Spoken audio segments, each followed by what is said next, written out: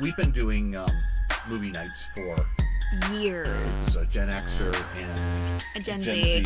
Random weird moments that the two of us have experienced, and there are a lot of those. And he crashes them. As you do. It's like, I'm just sitting there and I'm like, where did this come from? Why are we singing? I mean, you're not going to learn anything about the movies listening to us talk. This is the Argo City Podcast. Film, conventions, and fan life with Maddie and Matthew. So, this week we have a movie box of Doom. Yay! And this week, it's a weird pick. It's not necessarily the sort of thing that you normally associate with me. We have Hard Target. No, I associate you with weird horror. Yes, well, and Hard Target has some minor connection with horror.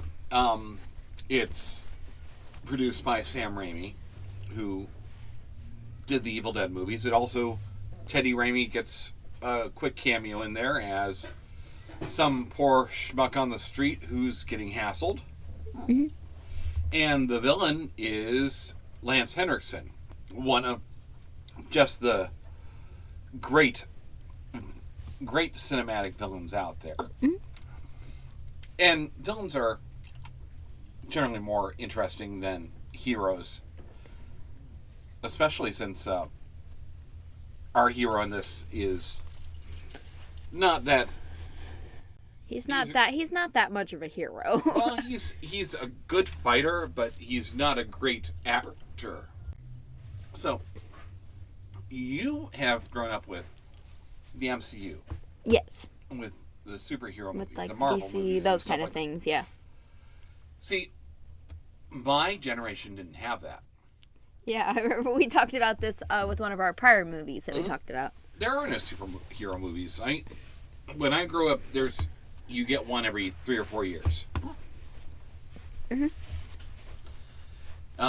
What we had instead was the action movie. And this is really at the end of that cycle. The action movies especially were divided between like the Arnold Schwarzenegger movies. My buddy Bark is a huge fan of Schwarzenegger. I've got another acquaintance who's a much bigger fan of Sylvester Stallone. I actually really liked Jean-Claude Van Damme. Now, part of the problem is they've got to find a good place to put him to explain his accent. The really heavy Brussels kind of French accent, which is why we have this set in New Orleans. Oh. And you kind of recognized the landscape a little bit. Well, I specifically recognized the graveyard. That's what kind of like drew me onto it, because I recognized it from one of the other movies that we had done, Dracula 2000, because it had a similar thing with like in that kind of graveyard. Yeah, and Anne Rice made New Orleans a really popular place to set vampire movies. Mm-hmm. And it's very strange. I love New Orleans. I always wanted to go there, and I've not made it yet. Although I thought this was interesting too, because they didn't show the trendy, touristy parts of New Orleans. That's true. We were kind of in like back alleyways, poor neighborhoods, and small towns-esque areas. We're really in the kind of dingy cafes and stuff. Mm-hmm. And really, that's a lot of the kind of area of New Orleans that I'd really like to explore. Mm-hmm. Some of that can be dangerous. Well, yes, as we've been seeing in many movies that you've shown me. You know, though, actually, back when I was working on another comic book with Angel Light Comics, I convinced the guys over there that It was originally set in Southern California. And the main character was a really poor guy who's living in almost a shack out in the woods. And he turns into a werewolf. And I'm like, you have to let me set this in New Orleans. And to their credit, they let me run with that. You think it turned out better that way? I do. I really do. That's a night that no one forgets. And that's still available on Amazon, just so we'll give a quick plug. Oh my gosh. I've already been paid for it, so I don't make royalties or anything. But part of it's also because I always wanted to do a story that was set in New Orleans. This was one of the reasons we did this too, was because we've gone through a bunch of Death Game-esque movies, shows. We've gone through a lot of that stuff. I had a hyperfixation on it for a good while and had found pretty much everything. Like, what did we go through? What did we watch? Well, I'm going to start specifically with anime. We watched through Darwin's Game. We watched through we watched through the Hunger Games series. We watched through you could kind of consider Maze Runner a death game, I guess. Yeah, but I would absolutely consider Maze Runner let's see. What else was there? There was a lot of it. Darwin's Game was the one with the teddy bear, wasn't it? No, that was that was Danganronpa. That was Danganronpa. Yeah. There was that too. Oh, that one was I can even think. We didn't watch through Squid Games together, but we did watch them both on our own time. Including season 2, both on our own time. It's also one of the reasons why I brought up Saw at one point. That's true. I don't like those movies. I don't like those movies. Purge might. Yeah, I was gonna say The Purge. What else was there? There was like 2 more, I think. Alice in Borderland. Alice in Borderland. That was a great one. That was really, really good. And those are the main ones I can think of off the top of my head. But we went through a lot of those. Right, and you know what? There's equivalents. There's analogs towards my generation, and that's where we get into stuff like this with Hard Target, or maybe with like The Running Man. Yeah, that's true. Stuff like that. I do think Saw is a good equivalent to that too. We only went through the first one because the first one's at least still smart. You get past that, and a lot of it gets into torture for torture's sake. And no, I don't blame you for not. And I'm generally I'm not a gore fan. I don't like seeing a lot of blood and stuff. That it freaks me out, to be honest. So I generally stay away from that kind of media. I think I only watched the first of the Hostel movies, and past that I'm like, no, this is just too much. Hard Target, though, I think has an interesting kind of death game. Here's my thing with that, though, and I was thinking about this a lot throughout the entire movie. You've got one of the sleazy kind of porn dealers out on the street who takes advantage of homeless people. They drop flyers and stuff like that. And he finds the ones that have military experience. And he's the contact for the bad guys. So the bad guys are setting up a hunt. Anybody who can afford to pay, they'll set you up to hunt another human being. And the sleazy guy in the street recruits a homeless person with military experience. They get a money belt full of $10,000 if they can make it 10 miles through the city. And to the river. They win it. So, yeah, you had thoughts about that. Yeah. Here's my thing. Throughout the movie, we see, well, technically we only watch one of them. 2 of them. We get the part of the first one. Obviously the bad guys are bad, but I had a hard time associating that evilness because we barely see it. Personally, if I was writing this, I want to see case files or them talking about this or missing posters up because we barely see this death game throughout the movie. And I just I need to see more of it to really associate that with it. So you'd like to see more of the hunt? I need to see more of it to really get that, evil side. Because aside from that, we just see them going on a killing rampage for the last half hour of the movie. It doesn't make sense to me. That's interesting because, so we kind of speed run the game itself because it's a MacGuffin. It's Yeah. a reason And that somebody's missing. I need more of a reason. I need more of a reason to hate these guys. I need more of a reason for me to root for our characters to beat these guys. Yeah. You know what? I kind of get that. They do their best because our henchman, like the right-hand man, he's a Bond villain. He's got the Russian The kind accent. of sounding accent. It's Austrian. You wouldn't want to hurt my Feelings. And he's just so slimy but charming at the same time. And then Lance Henriksen, the big boss, he's such a dapper villain. He feels like a 1930s gangster. Everything he's wearing is black and white. The tie that he's wearing is this crisscross black and white. He's got shoes he's wearing saddle shoes. They look like he's got spats. I don't know what any of those words mean. That just shows how. He's sitting at the piano and he's playing. He's playing so aggressively, too. You pointed that out when he was playing. I mean, it's beautiful. It's gorgeous. But he almost looks angry. His fingers are flying and hitting that keyboard so hard. Piano teacher must be proud. This is the kind of stuff that Henriksen just excels at. I love this actor. You've watched him in a couple of the Aliens movies. He's the robot. Yeah, it's been a in while. Aliens. And he's the guy who actually commissions the expedition to the hidden temple in Aliens vs. Predator. I mean, that would fit canonically. Yes, because his company created the robot bishop.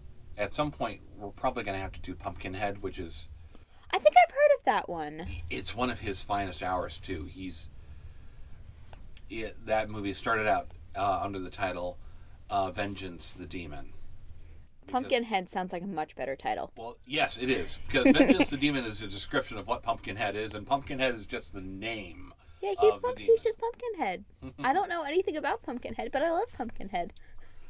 He's so charismatic because Van Damme, as much as I love Jean-Claude Van Damme, I understand he's kind of monosyllabic. You don't want to give him a whole lot of dialogue. Whereas this bad guy, you can give him miles of dialogue. That's true. He will chew so much of the scenery that there's nothing left. So there were some other things that you were having some problems with in here. So you mentioned early on we were watching that this director is known for two things: slo-mo and doves. And as I am watching this movie, both of them are pointless. Like, I can understand an occasional slo-mo when you're doing like a high kick or when you're like shooting a bullet. But do you really need a slo-mo when a person's turning their head to look at someone else? Do you really need doves in the middle of a warehouse that have literally no purpose being there? Like, I get that it's his thing, but I mean, you could at least be a little more creative about trying to include that stuff. And it was just way too often. The slow-mo was way too often throughout the movie. It was driving me insane. Blowing out the candle and the birthday cake? Okay, but that was cool though, because she was an idiot and put her, like, my mom would kill me if I did that. She put the candle on the donut and then blew it out and then proceeded to, she put it in the donut and then put it in her desk and then pulled it out and blew it out. Well, she had a visitor. She had to put the donut away. She didn't have enough to share. Just put it to the side. Or if you're trying to do like the slapstick humor this movie has had, just throw it out the window or something. There is some real slapstick. They like puns. And just the random moments. Like, literally at one point when when they're actively like looking for him in the forest, he just like, he's getting angry at his men and just grabs the back of his head and pushes him backwards. And I'm just sitting here like, why? What was the point of that? You're a frickin' buffalo. I mean, is that a compliment or an insult? Like, which is it? I'm not sure. And the humor kind of comes out of nowhere. Like, Once we get to the woods, though, deep into the bayou, we also get introduced to Uncle Duvet.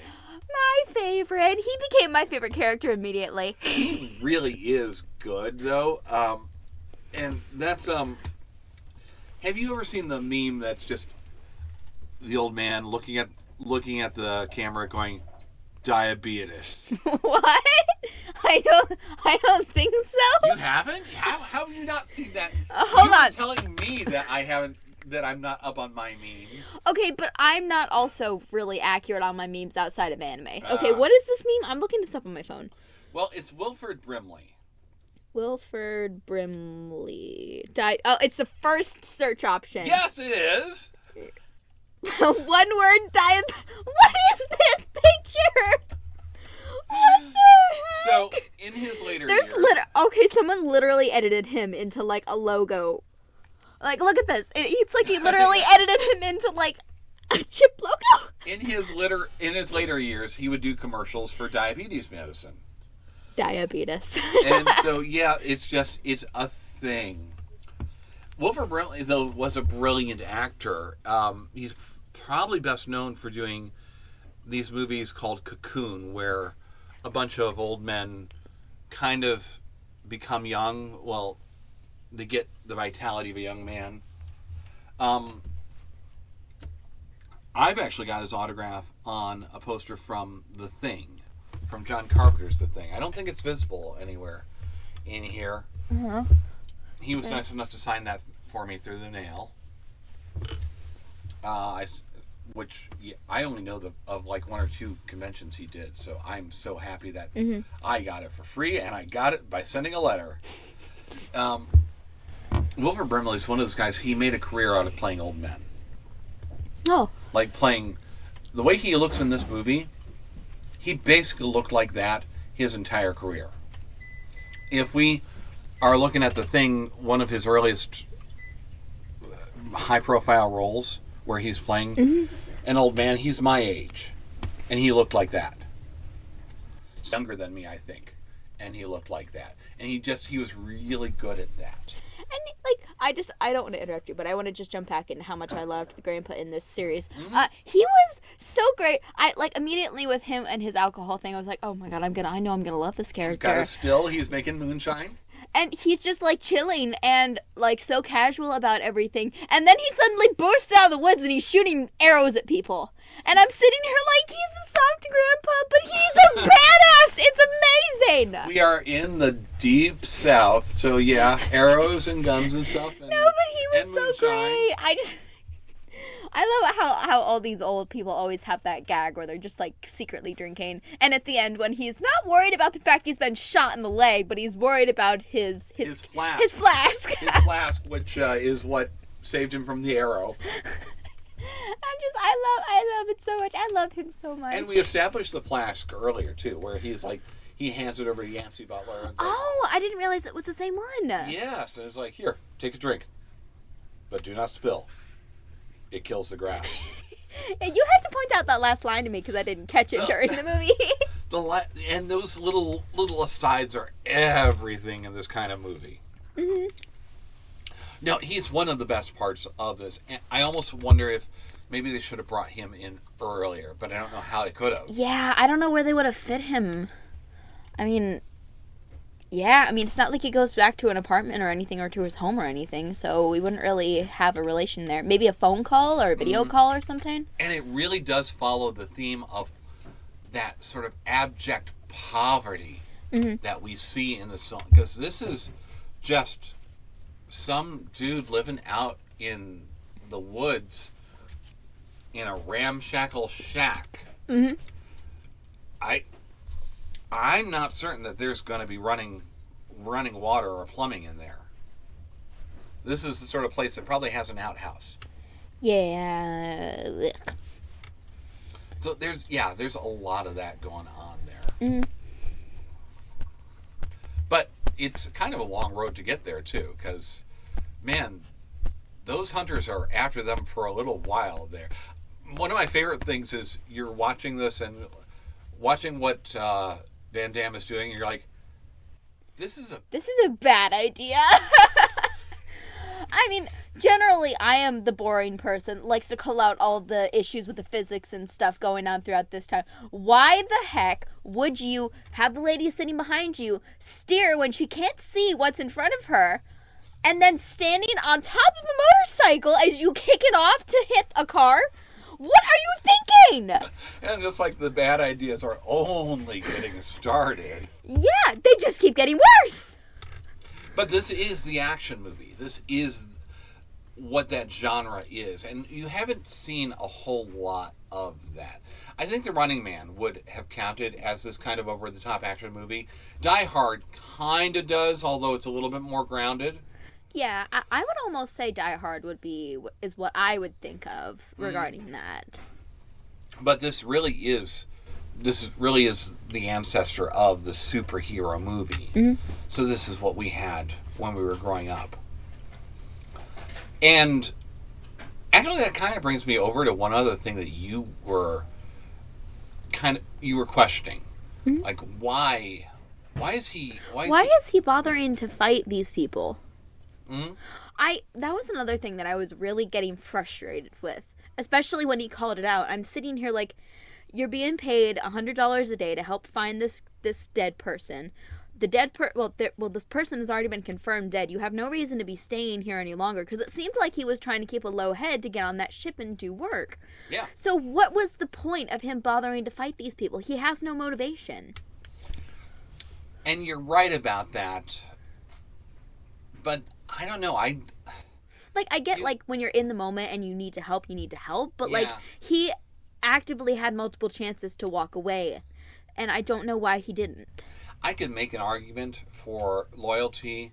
I can make an argument for honor. He didn't seem to care much about honor, though.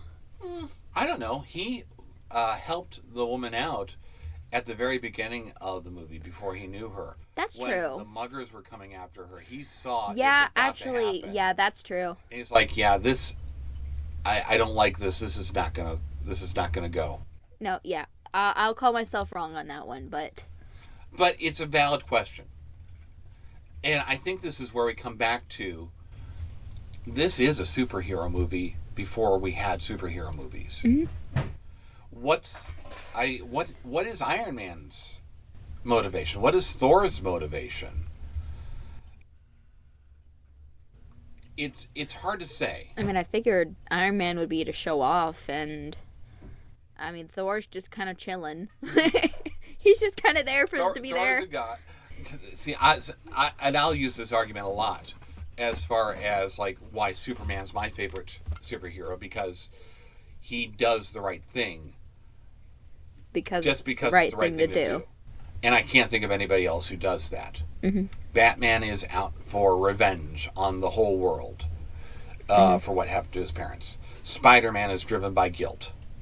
Thor and Wonder Woman, well, they're gods, demigods. So driven by responsibility and stuff and duty. I mean, Flash and Green Lantern, basically cops. So again, we have duty.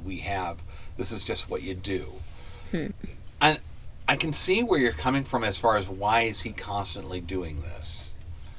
I also wonder if maybe some of it's that kind of military brotherhood. Is he military? Yes, because we saw his dog tags. Remember, the Dove showed them to us. Yeah, I guess there is that kind of like loyalty to the crew or wanting to help other military, but that once again brings me back to why would he step in if he didn't know them? Though I do kind of understand, even if you don't know them, you still have a loyalty. Like, first thing that comes to mind is girl code. Mm-hmm. Like, you help each other regardless whether or not you hate each other, if it really comes to that. So I can kind of get that to a degree, but it's just, once again, is that it? They may not have done a good enough job of establishing a motivation. Yeah, I think you got a hole there. I think there's also, though, an argument to be made for...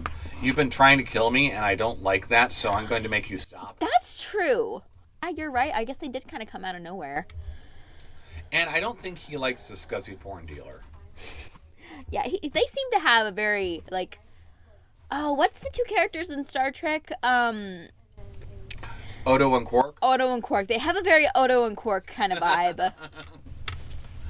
And Chance does seem to know everybody in town. He already knows the detective who's got the birthday. He already knows some of the various homeless people out there. He knows a lot of... I just thought, I think this is such an interesting way of looking at it. It's such an interesting setting. They're interesting characters. Maybe I'm just connecting too much with Chance because that's what I looked like at that era. I had that hair, that coat, the black shirt, and the jeans. I can confirm. I've seen the pictures. I didn't kick that high, but You wish. and that's a lot of what the action movie is too. It's that wish fulfillment for guys. This is also one of the earliest films for that director in America. He had done previously just Japanese movie. Oh. I did not know that. It was one of the things that was exciting about this, and then we're all upset that it got cut down to an NC-17. So the kick's going to be quite as long. You couldn't hear the bones crunch quite as much. Although, I don't know, that arm going the wrong way. Yeah, and didn't you say that you showed me a, what did you call it? I'm pretty sure we had the unrated version. Yeah, the unrated version. There's not enough difference between the two for me to really be able to tell at a glance. But I prefer the unrated version just so that I can see more of Van Damme's martial arts prowess. So I can see a little bit more of that spinning kick. A little bit more. Yeah, in extremely slow motion. That's how you can see it's actually going. That's true. Okay, well, that is all we got tonight. So we will be back with a movie box. Movie Wheel of Doom! Boom! Movie Wheel of Boom! And we will see you next time here. Bye!